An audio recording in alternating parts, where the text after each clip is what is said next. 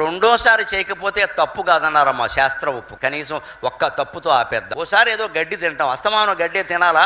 నేను దీన్ని మళ్ళీ చెయ్యను వీరేశ్వర నన్ను క్షమించు అని గుళ్ళోకి వచ్చి దండం పెడితే ఆ పాపం పరిహారం అయిపోయినట్టు. నిండైన మనస్పూర్వకమైన పశ్చాత్తాపంతో చెయ్యాలి. ఎవరికి చెప్పక్కల, దేవుడికి ఒకటికే చెప్పాలి. ముందు మానవతావాదుల్లా మాట్లాడతారు, ఏం అనవసరం, ఎవరికి చెప్పక్కల. నీకు దేవుడికి తప్ప మరొకటికి తెలియాల్సిన పనే లేదు. ఎవరు క్షమించరండి, క్షమించినట్టు ఉంటారు, తర్వాత ఎప్పుడో మళ్ళీ మొదలెడతారు ఇక్కడ యుద్ధం. ఎందుకని చెప్పాలి? మనం చేసింది మనకు తెలుసు, అంతరాత్మకి దేవుడికి తెలుసు, ఇంకెవడికి చెప్పక్కల. ఆయన దగ్గరికి వస్తే ఒక సౌకర్యం ఉంది, చెప్పక్కర్లేదు, ఆయనకి తెలుసు. నీకు అన్నీ తెలుసు, నువ్వు దయామయుడు, నీకు చెప్పేది ఏమిటయ్యా అంటాడు. మరి చెప్పక్కర్లేదు, ఎంత గొప్ప సౌకర్యం అండి. గుళ్ళోకి వచ్చి ఒక దండం పెట్టుకుని నేను చేశాను, నీకు తెలుసు, ఇంకా చెయ్యను, నన్ను క్షమించు అని ఆ నియమానికి కట్టుబడి ఉంటే రెండోసారి చేయకపోతే తప్పే కాదన్న. అందుకోసమే దేవాలయాలు, క్షేత్రాలు, ఉత్సవాలు, మహిమలు పుట్టే ప్రత్యేకంగా. అవేమి తక్కువ కాదు, మనలో పశ్చాత్తాపం కలిగించడం కోసం పుట్టే, సమాజాన్ని కాపాడడానికి. కనీసం ఒక్క తప్పుతో పరిహారం అయింది అనుకోండి, మళ్ళీ చేయకుండా ఉంటే వాడు మంచివాడే.